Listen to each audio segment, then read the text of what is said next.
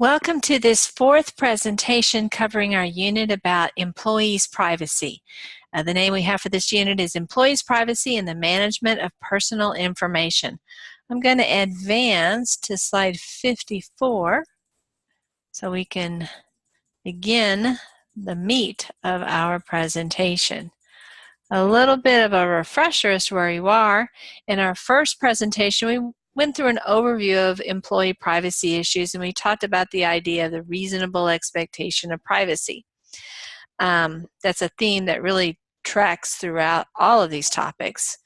In our second presentation, we talked about constitutional and statutory law issues. The constitutional issues, of course, are really focused exclusively on governmental employees. And then statutory issues were often governmental employees, but they also sometimes included private sector employees. Then we talked about common law issues, which primarily focus on private sector employees. In this presentation, we're going to cover the special issues, things like off-duty activities, how to handle investigation information, some stuff about employees' personal property, those types of topics as we sort through these issues. And then in our last presentation, we'll talk about employee monitoring. Definitely an important issue. It becomes more and more important as technology becomes more and more central to the workplace. So let's begin with our special issues section. So obviously, most of us who are employees have our work life, and then we have our life outside of work. And the activities that we get involved with outside of work can, at least in our employer's mind, sometimes have some interaction with our employment.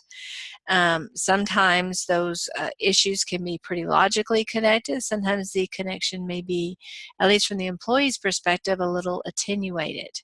In some states, there's regulation of this, and in fact, employers are limited in how much they can regulate, monitor, discipline employees based upon their out-of-work activities. But for Texans, there really aren't a lot of protections for the employer. It means that, for the employee, it means that employers really can regulate an employee's off-duty activities to a pretty significant degree.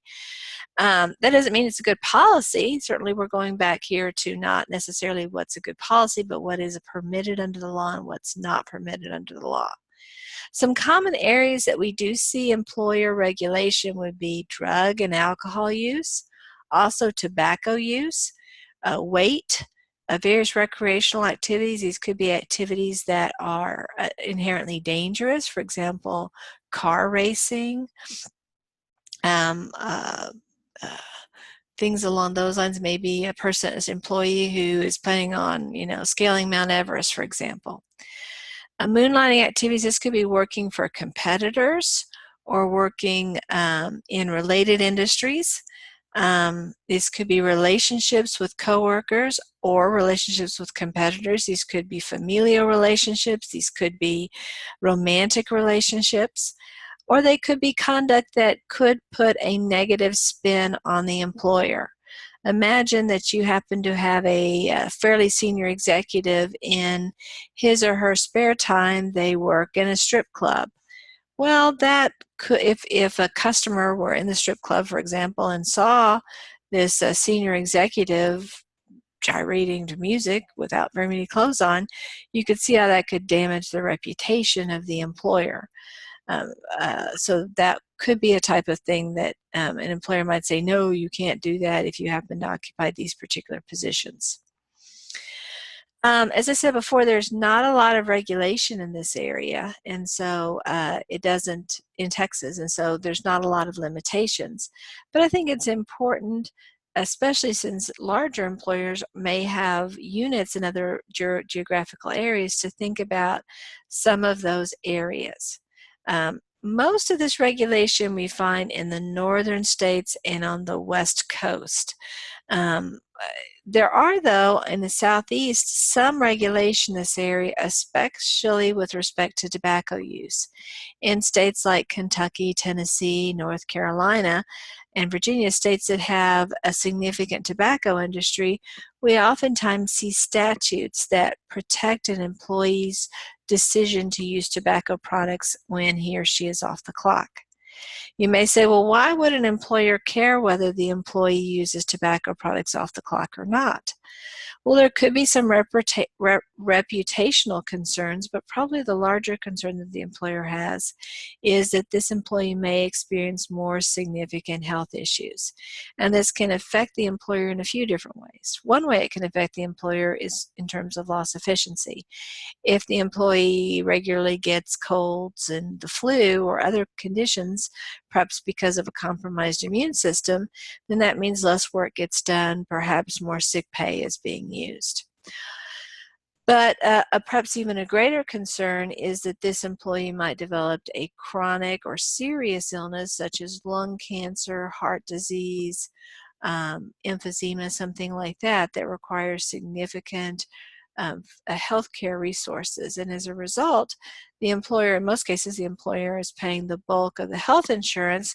Well, that can directly cause the employer to bear significant financial exposure because of the increased risk that this employee will develop some serious issues. Those same concerns can come up with drug and alcohol abuse, and certainly reduced or work efficiency can happen under those circumstances. Weight can also be a similar issue. The idea is that people who are significantly overweight or even significantly underweight can experience some additional health situations. Weight can be an issue in particular industries wherein the person might be presenting a certain image as an employee. For example, historically, this isn't true so much anymore, but historically, stewards and stewardesses were held to certain rate requirements. Sometimes airlines justified it because of the size of the cabin and the fact that because the size was relatively small, the person needed to be of relatively small stature. But there was also sometimes an element of we want our stewards and stewardesses to be attractive and stylish, and that's harder to create that image if the person is significantly overweight. And so that can be a reason. So there may be some aesthetic aspects to it. Certainly some recreational activities can expose the employer to greater danger of having significant absences. If you're a car racer, for example, I might have an accident where I get hurt. And I might also use healthcare insurance to pay for those expenses. A moonlighting situation in which I'm competing with or working for a competitor may mean that trade secrets or customer lists or things like that I might be sharing that might compromise the economic position of my employer. If I'm having relationships of some type with coworkers and competitors or competitors, this could impact workplace efficiency. For example, if I'm dating the person in the next cubicle, my efficiency might go down because I might spend time chatting or flirting with that person. If the relationship fails, it might be a tense work environment, having to continue to see this person despite the fact that the relationship did not work out. There's a possibility of perhaps claims of sexual harassment or other things when that relationship doesn't work out. So there's reasons for an employer to regulate that type of situation. Obviously, relationships with competitors are kind of like the moonlighting situation. I might start sharing information with my significant other under those circumstances. So there are some legitimate concerns that employers have, and we really have to look to, in states that regulate this, look to what the rules are in that particular state. If a state doesn't regulate in the area, then the employer has a philosophical decision to make. Does it want to regulate these types of behaviors? And if it does want to regulate, how is it going to communicate it to employees, and what does it mean? To what extent is it going to regulate? For example, can you date a coworker, but you can't live with the coworker? Can you live with the coworker, but you can't marry the coworker? What are the levels? Or you can date the coworker as long as you keep it hush-hush. There's all kinds of levels to those circumstances. So that's things to keep in mind. And again, when you're beginning in HR, you're not the one making these decisions. You're the one enforcing or applying those policies. But as you climb the ladder and you are involved more directly in shaping the culture of your employer, then you may want to stop and think, well, what's going to be the best for the culture that we're trying to develop in this area? There aren't right or wrong answers to most of these questions in absolute terms. You have to consider the totality of the business, the particulars of who works there, and what the business goals of this business might be. There's a New York case, for example, that says dating is not recreation within the state statute. I can't remember the particulars of what that state statute is, but apparently they hadn't defined the term recreation clear enough. My guess is that recreational activities, the employer were not allowed to regulate what the employees did. So if an employee, for example, wanted to go water skiing, the employer couldn't say, oh no, that's too dangerous. No, it was a recreational activity. The employee was free to do it without any risk of repercussions from the employer. And so the issue that this was most likely coming up in is, well, is dating a recreational activity? Let's say a particular employer prohibits dating within the workplace. And so that would be a situation that we want to see whether it qualifies as recreation or whether it's covered by that statute. In this case, it doesn't seem to be, so the employer probably could limit dating between coworkers or competitors or other things along those lines. Now, of course, I'm sure New York has a statute that prohibits sexual orientation discrimination. So an employer wouldn't be allowed to prohibit same-sex dating, even though it permitted, say, opposite-sex dating. So it would have, even an employer in a state that allows dating regulation outside of work, you'd have to make sure that you're not inadvertently violating another statute. Let's consider this. There are some states, this isn't Texas, but there are some states that prohibit an employer from discriminating based upon marital status. So the employer can't prefer single people over married people or married people over single people. The employer can't prefer a divorced person over a single person, or a widowed person over a divorced person. But even when you see those statutes, usually they don't pertain to particularly who that person is married to. So let's say an employer is not allowed to prefer married people over single people. That may be what the statute says, but the employer could say, I'm not going to hire you if you're married to the owner of the competitive business. That, let's say my business has one main competitor in this market. You're married to the person who owns that business. I'm not going to hire you. And so you can see the identity of the person to whom he or she is married or dating or whatever can oftentimes be a factor. Now, we talked about in the associational area when we were talking about Title VII that if I happen to be a member of one group, maybe a racial group, maybe a national origin group, maybe a religious group, and I am married to or some other way affiliated with somebody in a different group, an employer can't treat me adversely because of my affiliation with the other person. So this isn't a workaround for that. It remains the case that if I'm, say, a Caucasian dating an African American and my employer doesn't like the fact that I'm dating an African American, then the employer is prohibited under federal law and most likely state law from disadvantaging me or treating me in a negative way because of my marital partner choice. So it's more about the identity, not about the particular protected characteristics of this person that the employer can potentially tell the employee, hey, I'm not going to hire you for that reason. So as I said before, generally these aren't issues in Texas. The employee really doesn't have a lot of protection if the employer would like to regulate off-duty activities. Let's go through a couple of scenarios here. Now we're going to be focusing really on Texas law in these areas, because again, it's a very state-specific inquiry, so you really do need to know what state you're in. Okay, so we have Plano Hospital has informed all employees that due to the health risks of smoking and the high cost of health insurance premiums, it will prohibit off-duty use of tobacco by employees beginning 1 year from the day of the announcement. The hospital is going to be offering smoking cessation programs for those who would like to participate. Under these circumstances, the Plano Hospital absolutely can enforce the no smoking policy. It wouldn't even have to offer a smoking cessation program, nor would it have to give the employees a year's notice. Many employers actually have two levels of premiums, one for smokers, one for not smokers. But the employer can just cut off the people who are not smokers, potentially at least under those circumstances. There could be some ERISA issues with that, so you'd want to make sure that under the Employee Retirement and Income Security Act, there is it is permitted to treat smokers differently, but assuming that's okay, and it's certainly okay in terms of premiums, I'm just not sure if you can cut them off completely.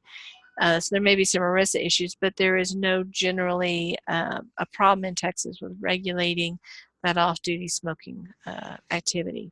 And certainly employers are not required to provide a place for employees to smoke on the facility. Mary is employed by a fitness club as a gym instructor. Recently, she's been binging on chocolate and she's gained about 14 pounds. Her employer's not happy. It tells her that she needs to lose the weight in order to maintain her job. She fails to lose the weight, she's fired. Under these circumstances, in Texas, Mary does not have any kind of claim because she's an at-will employee, and she can be fired for any reason other than an unlawful reason. Really, Mary's only chance of success here would be to prove that she has some kind of disability that has caused her to gain this weight. In this scenario, she's only gained 14 pounds, and it's because of some poor eating habits. So it'd be very difficult for her to successfully prove that this was disability related. Let's consider another scenario. Bob and Mary live in Collin County, so we're still in Texas. Bob's employer, Mary, so Mary's the boss. She supports the Republican Party. Bob supports the Democratic Party. Oh, I should have the wrong name here. This should be Bob here. Mary subtly hints that Bob would get a raise if he votes for the Republicans, but Bob votes for the Democrats instead. As soon as Mary finds out, Mary demotes Bob. In this case, Mary's actions are legal. Now, if Mary were working for the government, let's say this was a governmental organization, then there could not be any negative treatment based upon political views. But a private employer is permitted to discriminate based upon political views. Now, that can't be used as a cover for racial or gender or national origin discrimination. And certainly there do tend to be, in some cases, a tendency for one ethnic group to be more likely to be a member of this party or that party. So you'd have to think through it carefully to make sure you're not using political views as a stand-in for race or some other factor. But if you really aren't, then this would be lawful action. Again, just because it's lawful doesn't mean it's smart. It may not be a good idea from that perspective. Let's consider the next scenario. Okay, we still are in Collin County. They both work for the same private company. Mary's this time Bob is the supervisor. Mary's supervisor Bob asks her about her living arrangement and with whom she lives. In some states that would be an unlawful question, but not in Texas. She refuses to answer Bob, so Bob fires her. In this scenario, Mary actually lives alone. Mary's rights are not violated because it is legal for employers to ask their employees about their living arrangements. Now, I will offer this, that if Mary felt that Bob was asking this question because of an intention of, going to her house and assaulting her or something along those lines, there could be some concerns about harassment or something along those lines. And so it's possible there could be some kind of Title VII claim here, but let's assume that that's not at all what's going on here. Mary doesn't feel that Bob is stalking her or anything along those lines. Under these circumstances, Mary doesn't have any claims. So Bob can do that lawfully. Whether he should do that, that's another issue. So let's touch on drug and alcohol testing. Generally speaking, a private employer can conduct drug and alcohol testing in the 4 categories that we routinely see them. One is in the pre-hiring process. This one is the least regulated of the 4 avenues, and many times you'll hear people who practice this area will say the drug and alcohol testing pre-hiring really isn't a drug and alcohol test, it's an IQ test. Because if I'm applying for a job and I happen to use drugs and or alcohol, I can just Google to find out how long it's going to be in my system. And so if it ends up that that particular substance remains in my system for 3 days, I don't apply for a job until it's worked out of my system and I can go and take a test and be able to demonstrate that I am not currently having that in my system. So that's the idea. You'll find some employers who put up, a sign, "We test for drug and alcohol," and they don't actually do it. And their goal here is to discourage those who happen to use drugs and alcohol, or especially illegal drugs, because when those folks see those signs, they may say, "Oh, it's not really worth my time to apply because I will be screened out." Is that illegal for you to put that sign up when you don't really do it? No, it's not. And it actually can be a rather crafty way of saving yourself some money. What you don't want to do as the employer is have a lot of people fail the drug and alcohol test, because those tests are not inexpensive. And so you want to make sure you're getting a good bang for your buck, that you are only spending the money hopefully with people who are going to be good and valued employees. So that is one category. This is actually the most common category for drug and alcohol testing. Many employers do this first category and they don't do any of these others. The next category, I'd actually kind of probably draw a connection between these two. These are very closely related to each other. Our reasonable suspicion in post-accident. This is when something is happening with this employee that makes the employer think that, hey, maybe there's drug and alcohol abuse going on. And it may be that their voice is slurred, that they fall asleep at work, that their eyes are bloodshot, their pupils are dilated, they're saying something unusual, their speech is slurred. Things that indicate maybe they smell alcohol in the breath, maybe some suspicious substances were found, or they were seen having these suspicious substances. Maybe others have heard that this person is talking about using illegal drugs. And so those would create areas of reasonable suspicion. It's important, of course, that their suspicion be reasonable. We see this word again that we've used before. And again, whenever we see the word, what do we think? Objective, right? Is the suspicion reasonable? I mean, for some people, they might say, I just had a feeling in my gut. Well, you have to be able to explain what the basis is, because some people might intuit that that person is likely to be using drugs, but maybe what they're really intuiting is that they have some kind of unfair stereotype about a particular ethnic group or racial group. And so they are inclined to interpret very innocent things through that lens. Well, people in that ethnic group or that racial group are very likely to use drugs or alcohol. And so you have to be sure that a person's biases aren't affecting whether there in fact is a reasonable suspicion. So we're looking at what would a disinterested person of average intelligence and average life experience who isn't a bigot, well, how would he or she look at this information? And that would be the situation where you'd want to say, yes, reasonable suspicion exists, or reasonable suspicion doesn't exist. One approach, if you're seeing an employee manifest some of these symptoms, is to have 2 or 3 separate people evaluate this person. So if this person is seeming to be under the influence and they seem to smell of alcohol, have another supervisor evaluate that smell or that circumstance. Another thing to keep in mind is that some symptoms that appear to be maybe intoxication can have another explanation. For example, a diabetic can have a reaction to their disease that can cause them to smell as if they have consumed alcohol, and can cause them to have many of these same symptoms. It's actually a very serious side effect of the illness that potentially can be fatal. And so if you've diagnosed one person as perhaps being intoxicated, maybe someone else is aware that this is a diabetic person, it may be necessary to do something more significant in assisting this person. Perhaps assisting them getting medical treatment. With the reasonable suspicion category, instead of you asking this worker to drive to a testing facility, you're going to want to take the employee there, because if you have a reasonable suspicion that this person is currently under the influence, the last thing you want this to do is to put this person behind the wheel of a car, because if this person is involved in an accident on the way there, then they may be able to sue, and if they injure someone in the accident, that injured person may be able to sue the employer because you directed them to travel by car when the employer knew that this person very likely was compromised. So you have to be careful about that. A subcategory of the reasonable suspicion category is the post-accident category. And this kind of fits actually, I mean, there's been an accident. And so the idea is it could well be that the accident was caused because of substance abuse.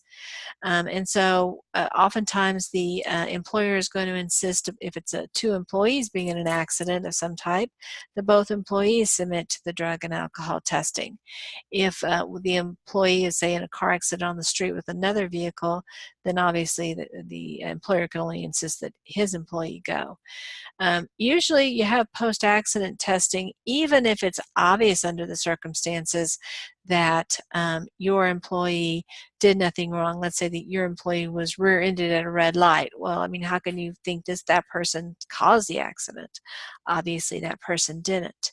But you want to have a policy that's kind of cut and dried. Accident equals drug and alcohol screen. That way you don't have any kind of discretion or ability to treat people differently. So the logic behind post-accident is that it is kind of inherently a reasonable suspicion test.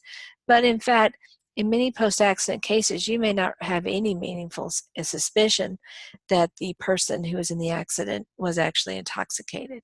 You're still, though, going to require the test. The last category is probably the most controversial, and that is the random category. In this situation, you have a setup so that a certain number of people are subject to a drug screen maybe every week or every month or whatever the system is. You have to be careful, of course, that you have a system that is truly random for generating those folks. It's a good idea also to include everyone in the population, including management. Sometimes employers will just select certain positions, maybe safety-sensitive positions. For example, the secretaries or the filing clerks or people maybe in the office, if they're intoxicated, I mean, that's not a good thing, but they're not going to injure anybody. I mean, maybe they're going to accidentally staple their hand. I mean, that's about the worst thing that can happen.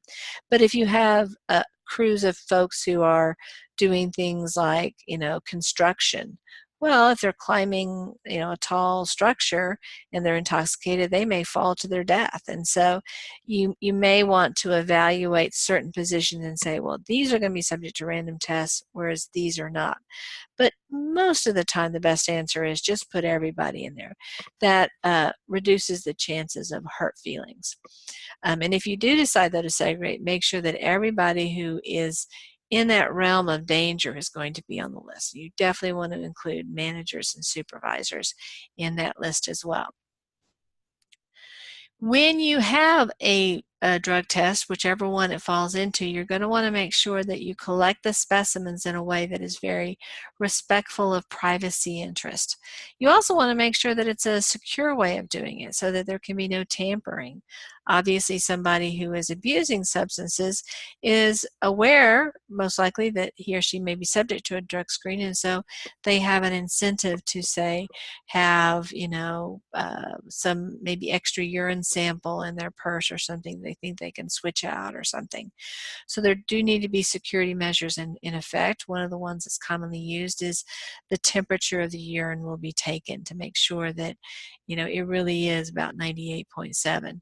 Otherwise, there may be a question about whether this urine actually came out of this person at this time.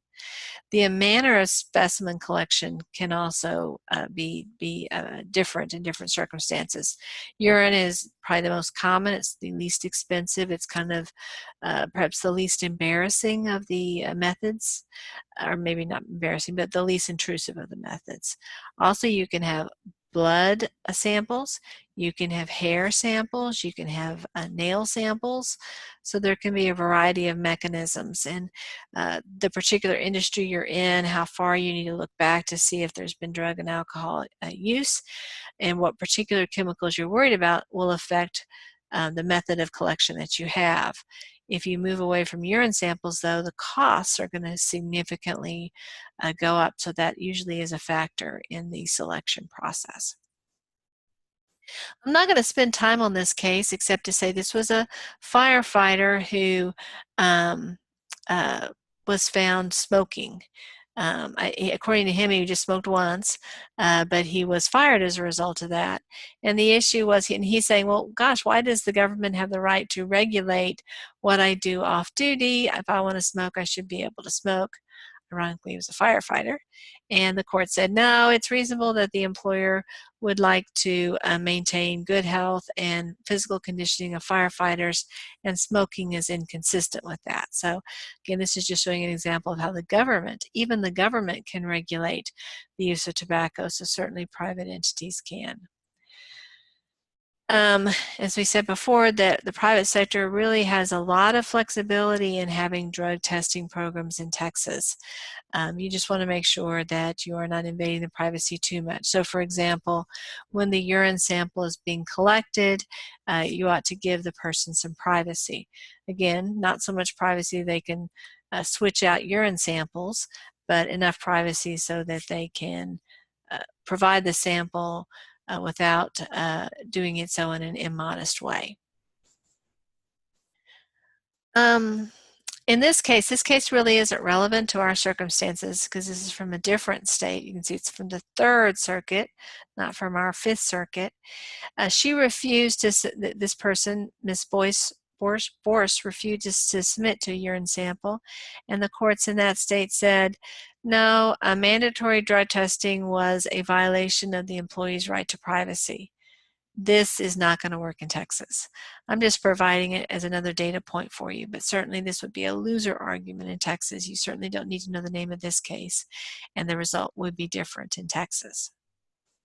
Let's talk a little bit about information gathering and how things to think about as we consider what to gather, what to keep, how to keep it, who to have access to it, all of those issues. Really, really important. Sometimes we gather information in the HR function because we're legally required to. Sometimes we do so because it is helpful for us in making wise HR and business decisions. Sometimes we collect and maintain data just because there really isn't a reason. And so those are all kind of buckets to think through. And a smart HR department considers these issues carefully and doesn't just say, oh, well, we should keep it because it's easier, we're just not even going to worry about it, we're just going to keep it. It's better to think through whether we really need this or not. So examples of times that we might collect data would be in a harassment situation. We might gather all kinds of information, emails back and forth, travel records, voicemail, interviews, lots of things like that. So things to think about are, how are we going to maintain that information? Where are we going to store it? Who has access to the information?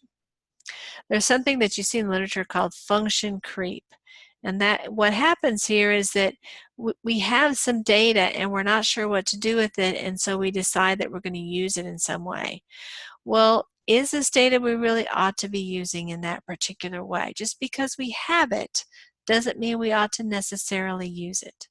So the bottom line is we ought to think carefully about what we collect, when we collect, how we collect, why we collect, what we do with it after we collect it, and how long and under what circumstances we should retain it. This doesn't mean we shouldn't retain stuff, but it means we ought to be very deliberate about it. Decide what makes sense to keep and what makes sense not to keep.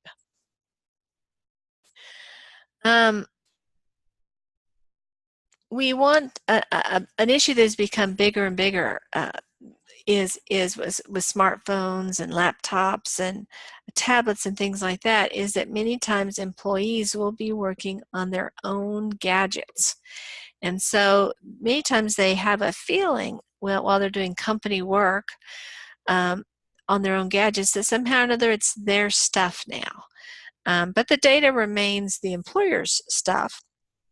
And so while the employee is working on the employer's stuff, if the employee is also responding to personal emails or making posts on this or that website or whatever, those can raise mixed issues.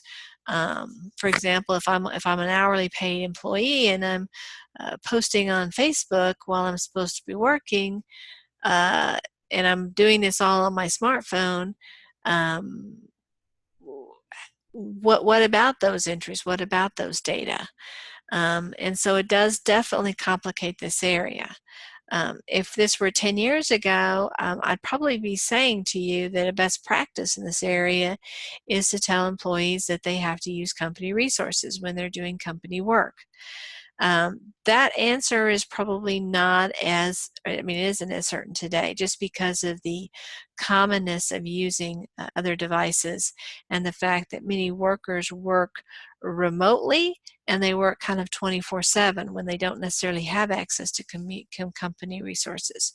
Just know, and it's helpful to tell your employees this, that just because they did the work on their own device, it doesn't mean that somehow or another that data doesn't belong to the employer and the employer doesn't have the right to get it. And so by opening up one's own device, one is in some sense kind of opening that device up to the employer. Maybe something that the employee hasn't thought through and may not want to think through. So for example, let's say I happen to have uh, salacious pictures of my significant other on my smartphone, and yet I'm also using the smartphone to transact business. That's probably not a very good place for me to be, probably not a smart plan for me.